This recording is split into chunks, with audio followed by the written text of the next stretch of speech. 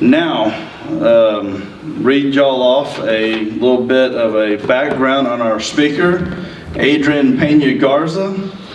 She is the chairwoman of the Hildago County Republican Party. Hopefully y'all know where Hildago County is. The county seat is Edinburgh, McAllen, the largest city, Mission, other cities there, Weslaco, Farr. So my mom and dad used to live in Farr back in the early 70s, P-H-A-R-R, so pretty far from here.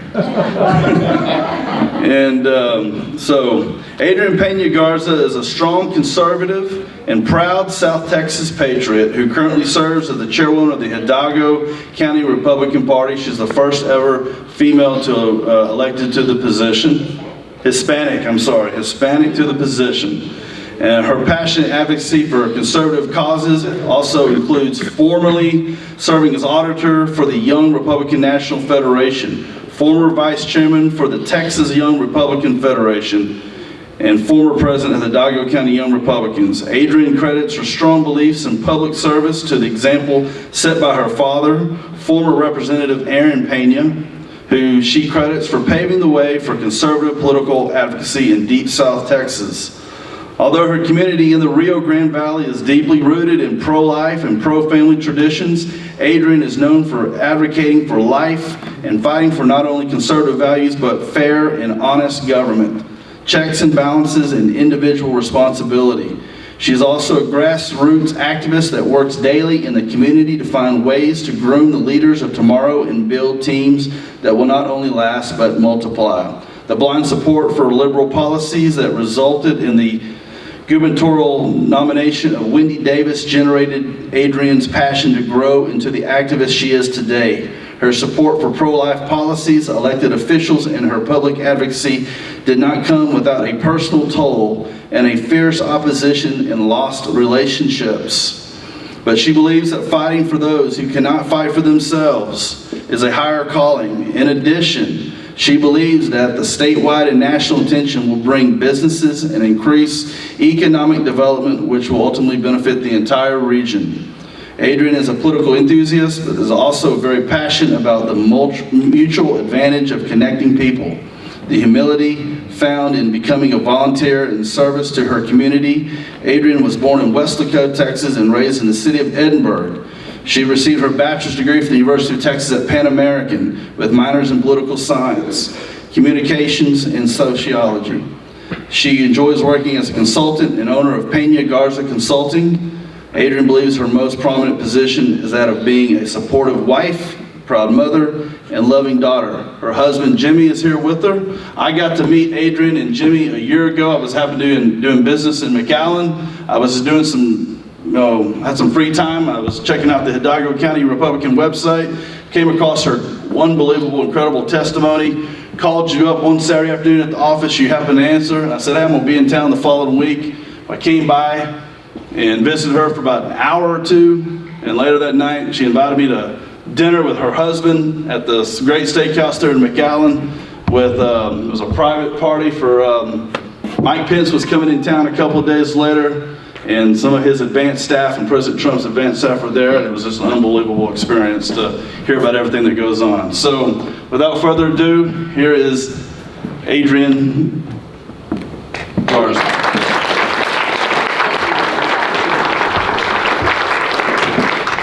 It's okay, I'm going to be here because I'm fairly blind, and so that's a little low for me. Good afternoon, Patriots. Good evening, Patriots. I'd like to take this opportunity to thank President Zach Barrett and the Collin County Conservative Republican team for your kind invitation and your warm welcome. My name is Adrienne Pena-Garza, and like you said, I'm the chair of the Hildago County GOP. Just to share just a little bit more about myself, because I didn't know he was going to do that. I was born and raised in Hildago County, born in Weslaco, raised in Edinburgh, Texas.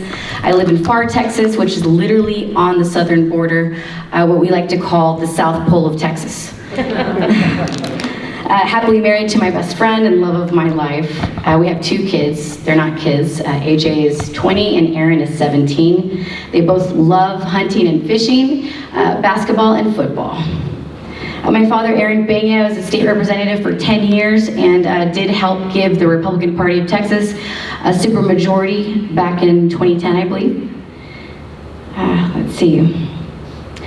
As you can imagine, that infuriated the local Democrats, especially because the state Democratic chair is from our county.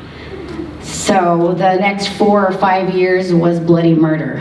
You're talking about family members that their jobs were threatened, friendships lost. We went from being a very respected family in the community to not being invited, not wanting to sit with us at tables, not wanting to take pictures with my dad. And it was heartbreaking at first. I was fearful to help conservatives, even though I knew I was. But my dad's my hero, and I am proud to stand here before you and fight for conservative values. Thank you. I wasn't always a Republican. I actually wanted to be a nurse.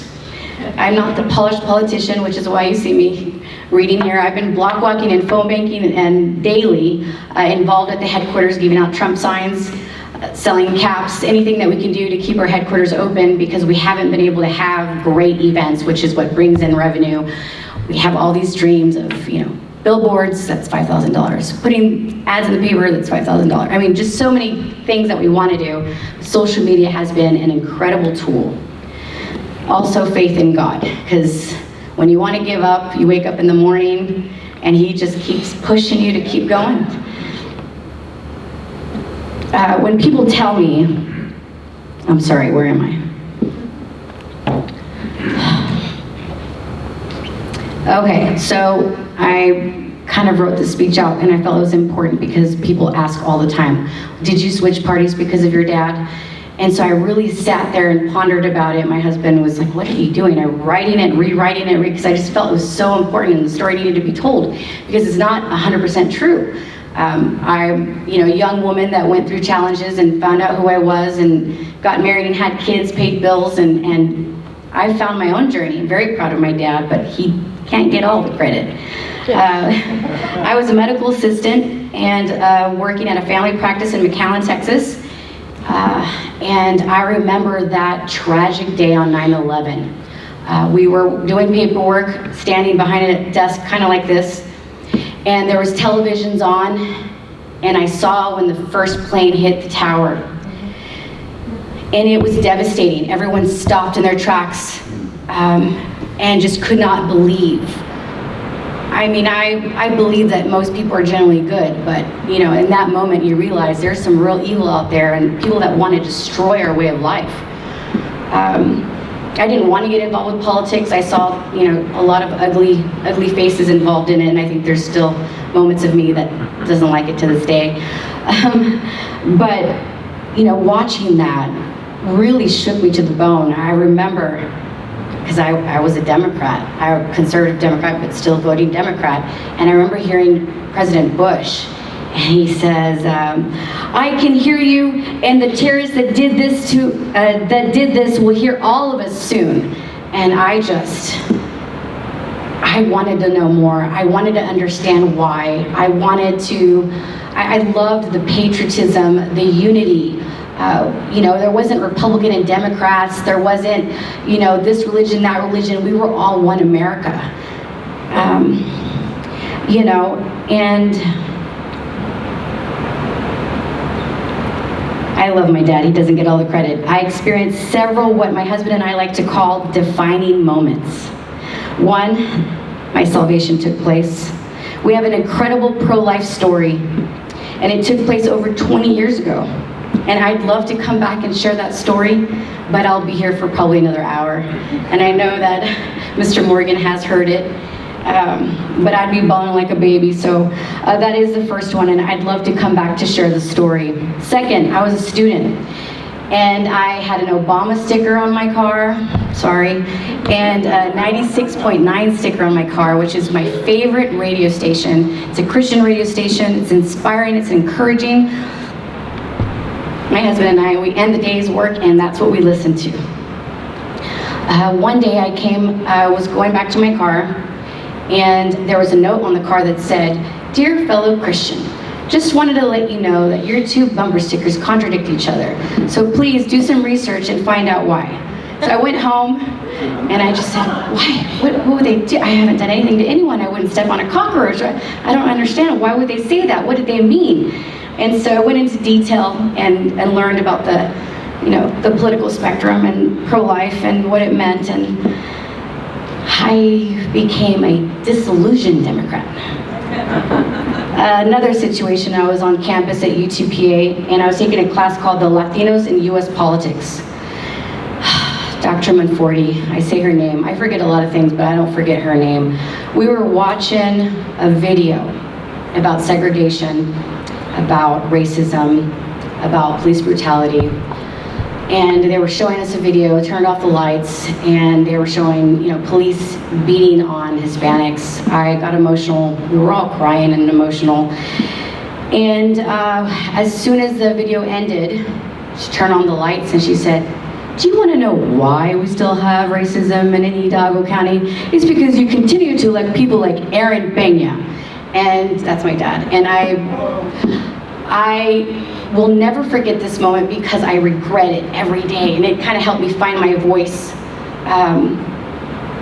because I left immediately crying, went to the provost's office, complained, told them what happened, and they allowed me to drop the class.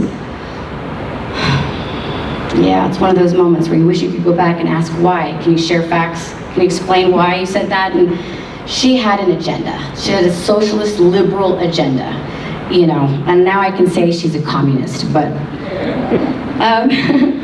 let's see. After this, I completely submerged myself and haven't come up to breathe since. I'm exhausted. I don't know if y'all are grassroots, so you're probably exhausted too. I joined the college Republicans. I joined the Hildago County Republicans. I ran for president and won.